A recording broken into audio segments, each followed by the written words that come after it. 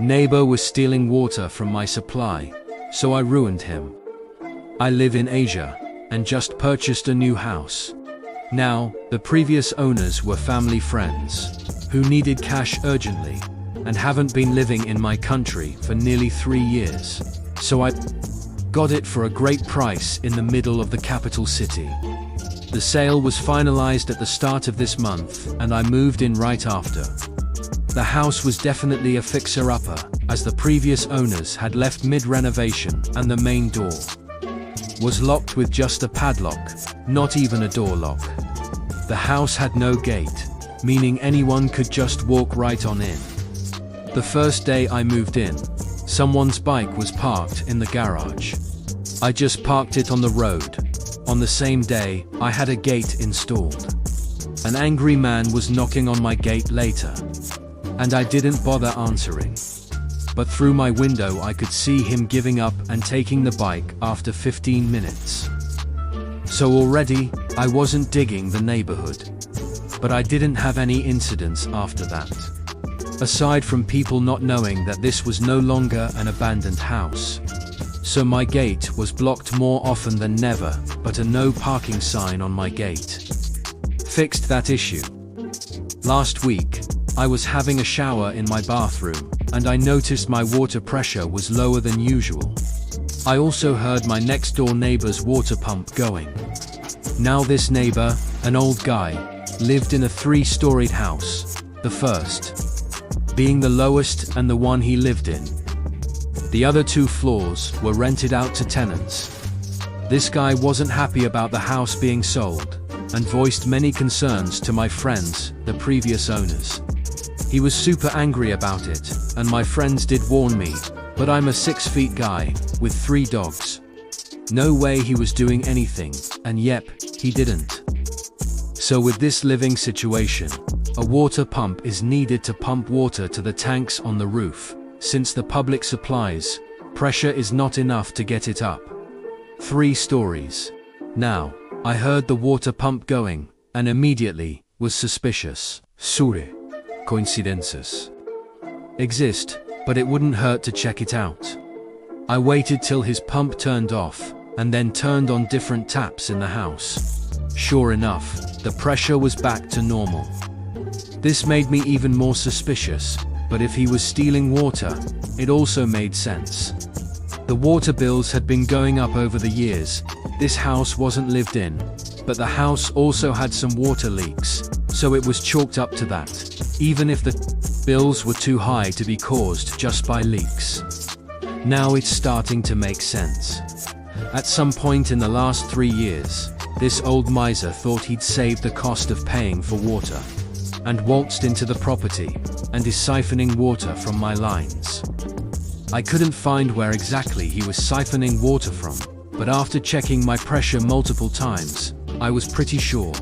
So I sat on it for a few days, thinking if I should confront him, go the legal path, or just let it be. Now, water in my country is very cheap. My total bill, even with washing 3 animals, a car every week, and watering my garden only cost like $5 per month, even with the neighbor also stealing some of it. But it wasn't about how much I was paying or who was paying for it. It's about entitled. Old people who think that they're deserving of using other people's resources without paying for it, and then getting away with it. It didn't sit right with me, and I really wanted to teach him a lesson. What I did was really simple. I just turned off my water from the mains. I wouldn't have to break into his property, nor would I be breaking any laws. It was the best way of getting back at him without needing to even lift a muscle. So on Monday, just 4 days ago, I waited till the pump flicked on and turned off the supply. Now, the way household tanks work in my country is that there's a ball valve in the tank, which detects the level of water and turns on the pump. If the level doesn't increase, the valve stays open, which electronically sends a signal to the pump to stay on until the level gets to a point at which the valve closes and also shuts off the pump. However, the level wasn't increasing, and anyone knows that starving a pump of water isn't a good idea. This way, my expectation was that I'd burn out his pump and cause issues with his tenants. What I didn't account for is that his pump running constantly would mess up the fuses by constantly drawing power overnight and absolutely destroy his wiring. If he decided to upgrade his household wiring to a more modern standard, this would have been prevented. This house clearly still had 90s era wiring. At around 3 a.m., I heard all residents in the house waking up and talking in hushed voices about why just their house in the neighborhood doesn't have power or water. I found out about the power part because the tenants devolved into shouting at their landlord. Our tenant protection laws are very important, and power and water are classed as essential even on a state level. Cutting those services are grounds for lawsuits, unless due to weather or some other unavoidable reason. In this case, the landlord is responsible for keeping the house wiring up to date and in good condition, alongside the supply of water. So, the tenants were not happy, and one of them immediately moved out 2 days later, when it was informed that water and power will not be returning the very same day this happened.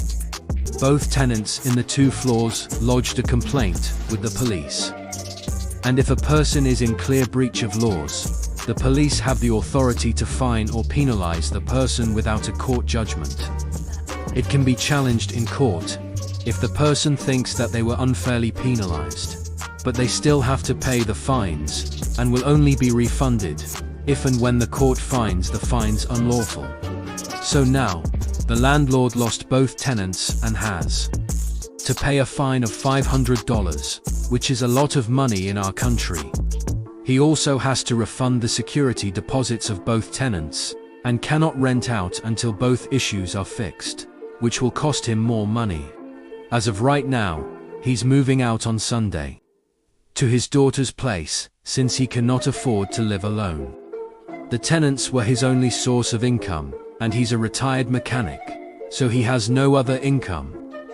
He did find out why the motor kept drawing power, overloaded the wiring, and burned out. He came by to my gate and asked me if I turned off my water, and I said, "Oh yeah."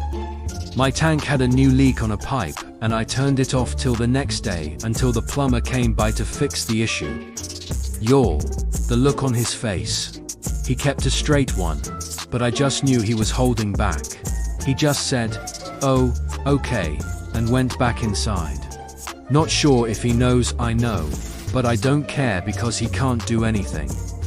I'm getting a plumber down next week to correct my plumbing and remove any pipes that leave my property. So I got rid of my water issue and a neighbor who could potentially be a pain in the ass by simply flicking a tap off. 2 birds, 1 stone, I'd say. TLDR, bought an abandoned house. Neighbor was siphoning water from my supply. Turned off my water supply when the motor was running. Motor burned out the wiring in the house and cut off water and power to him and his tenants. Tenants lodged police complaints and the landlord got fined. Is now destitute and forced to move in with his daughter.